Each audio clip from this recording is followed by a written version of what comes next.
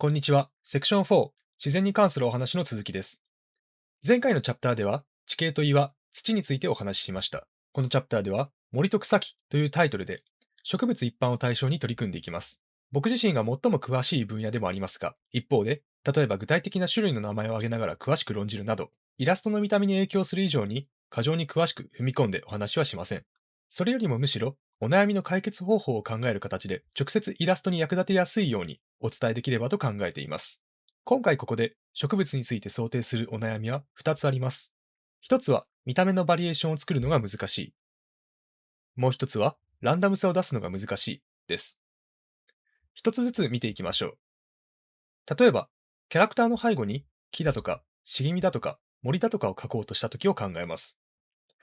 この絵をキャラクターを見せるためのイラスト、背景はフレーバーとして仕上げるのであれば、簡単にモコモコとシルエットを捉えるだけで十分で、むしろ必要以上に書き込むとキャラから視線が散逸してしまいます。しかしこの絵を背景も含めて全体で世界観を示す絵として仕上げるとなると、途端に情報量が不足してきます。モコモコとさせるだけではどこか単調で、もっと背景にも味が欲しい。もっと見た目にもバリエーションを出してクオリティを高めたい。しかし、モコモコとさせる以外の植物の描き方を知らなければ、次に打つべき手がわかりません。この項目は、そのような問題を解決するべく、植物の様々な見た目のパターンをご紹介する項目です。例えば、背景の木にもっと多様さを出したい。そんな時、次の3つの操作を順番に適用することで、見た目をぐぐっとクオリティアップできます。1つ目の操作は、一本一本の木について、広葉樹か針葉樹かを決める。2つ目の操作は、それぞれの木について、幹の見た目や葉っぱの形、集まり方を決める。3つ目の操作は、それぞれの木について色を決める。です。植物の話といえば、木の他に草や花も考えられますが、大きさが小さいだけに、こちらは木と違ってシンプルで、単にパターンを知って適用するほかありません。そこでまずは、木のクオリティアップについて見てみましょう。世界中の木を大まかに分類してみると、広葉樹、針葉樹という2つのタイプの樹木が存在することがわかります。広葉樹とは、文字通り葉っぱが平たく広がって、中央に筋が入っている、いかにも葉っぱらしい葉っぱを持つ木のことです。一方で針葉樹は、そのような葉っぱらしい形の葉っぱをしていません。非常に硬く、針のように細く尖っていたり、あるいはその針が極端に短くなって、鱗のようにつながっていたり、まとめて針のような葉の樹木ということで、針葉樹と呼ばれています。なぜ最初にこれらのどちらであるかを決めるのでしょうか。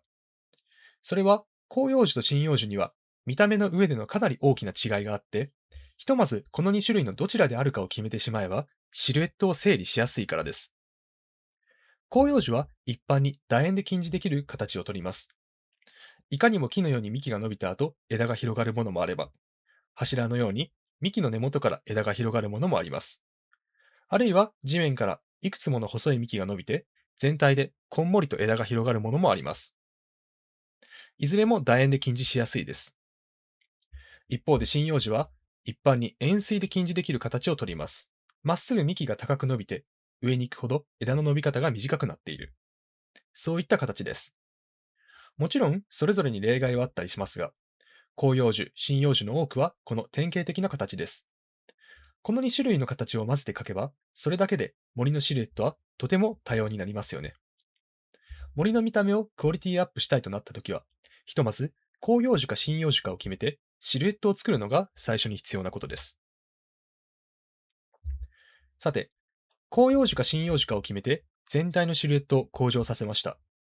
でも、その後また全部の葉っぱをモコモコと単に描いてしまうと、印象が揃ってしまって元の木阿弥です。せっかくなら幹や葉っぱにもバリエーションを出したいですよね。これについては、もうパターンを知って思うがままに組み合わせるほかありません。ここに幹の見た目のバリエーション、そして近くから見た時の葉っぱの塊のバリエーションと、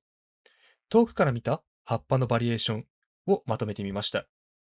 イラストを描く際はぜひ、この表を参考に、先ほど決めた木のシルエットと合わせて、イラストの情報量が高くなるような組み合わせを自由に考えて使ってみてください。自由にと言われても、本当に自由でいいのとなるかもしれませんが、現実の木の種類を正確に反映するつもりでもない限り、本当に自由で構わないのではないかと私は考えています。というか、そもそも現実の樹木自体がこんなのもありなのかとなるぐらい、多様な木の形と幹の見た目、葉っぱの組み合わせを持っています。例えば、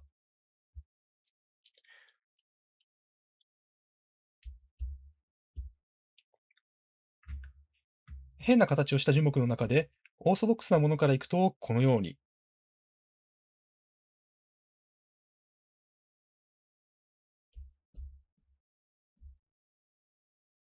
非常に垂れ下がって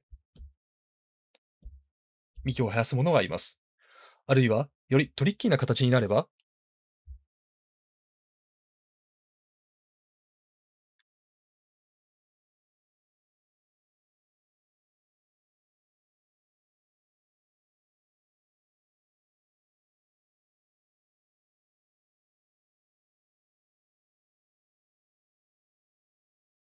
このように四方八方に枝を伸ばしながら、その先に平たく葉っぱを広げる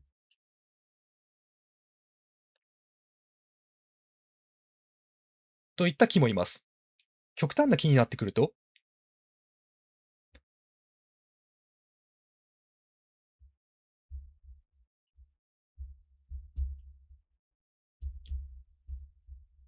幹のようなものがなく、枝が直接